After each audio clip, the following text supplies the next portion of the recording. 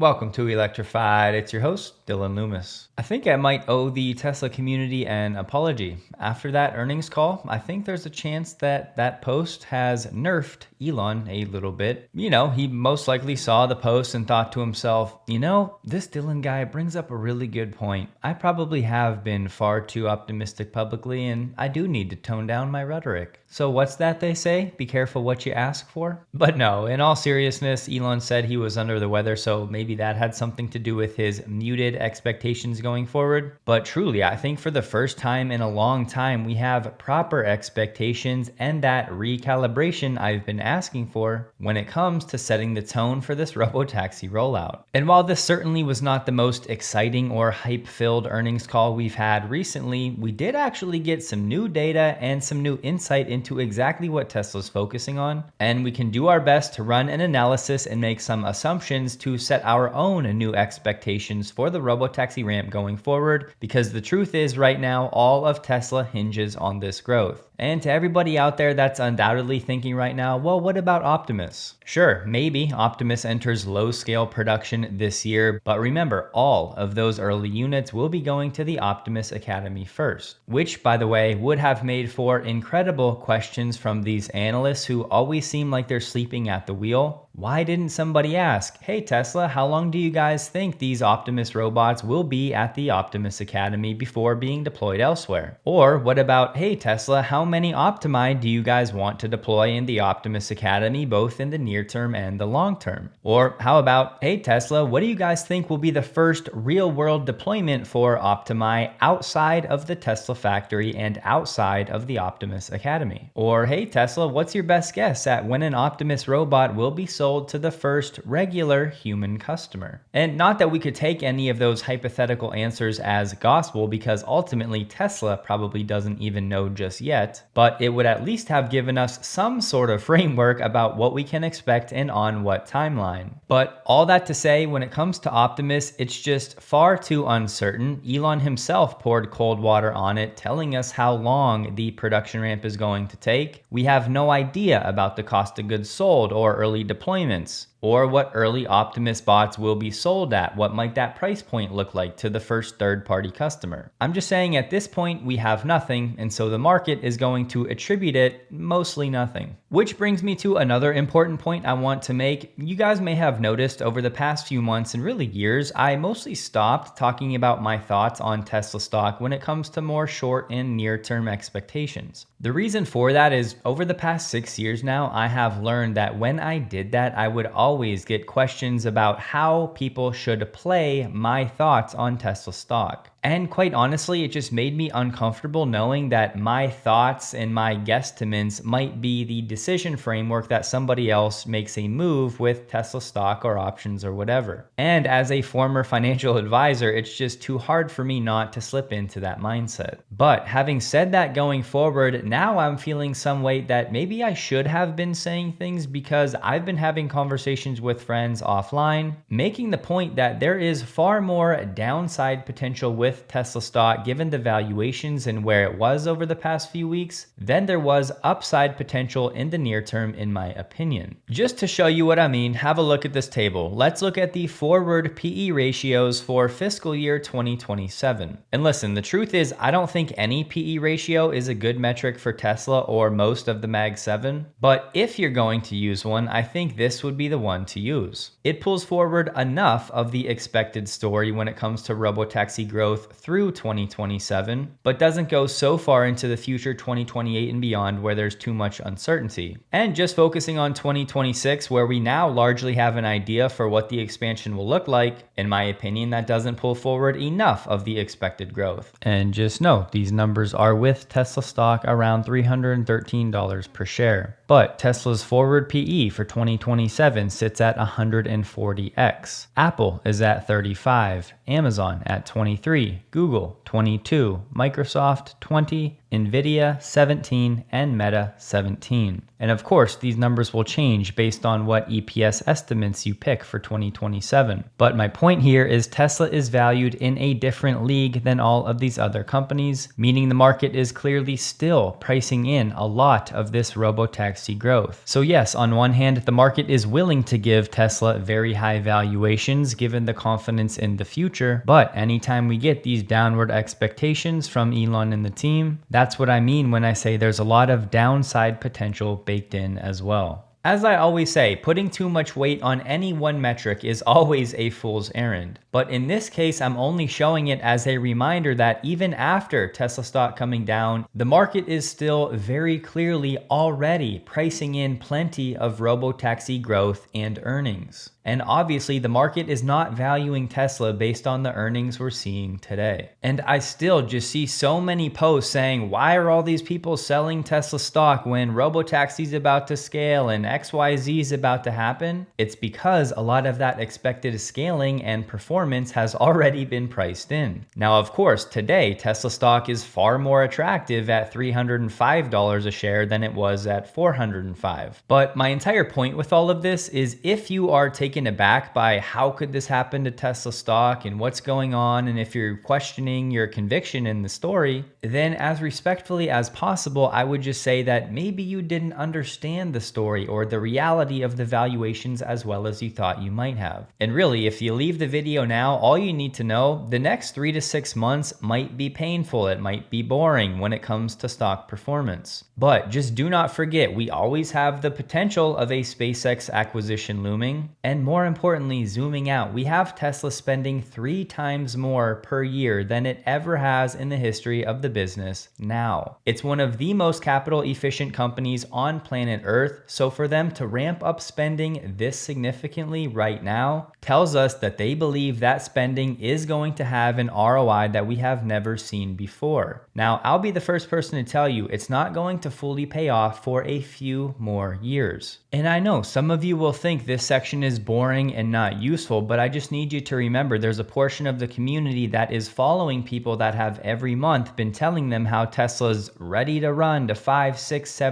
$700 a share this year. And they'll say it's because of XYZ catalyst. But that is not how the stock market works. Obviously, the market knows about these catalysts. It's not stupid. So again, a lot of that is already priced in. So when you get expectations shifting down, you have what happened to Tesla stock this week. So all I will say for now, I will never give financial advice on this channel, but from my perspective, I think the risk reward profile is much more attractive where we are now than it was just a week or two ago. But having said that, I could absolutely see Tesla stock touching 280, 260 before it makes a move back up. That's not a prediction. Personally, I am not playing any options on that guess. These are just my thoughts based on what I'm seeing from Tesla and the market having the background that I have. And I want to make the point, everybody out there that's been touting Tesla stock to the moon basically all year, by and large, all they get as feedback is praise and celebration. And the people saying, hey guys, Tesla stock might actually not do well, those accounts ultimately get criticized. But so far, they've been more right than wrong. So that's enough rambling, and despite my recent commentary, I am buying here. I have not sold a single share. I have no plans to. And the truth is, over the next 3 to 5 years, I am as bullish on Tesla as I've ever been. It's really just I would have preferred the communications been a bit better over the past year, but that's now in the past, and given that Elon has been toned down on the 2 most recent earnings calls,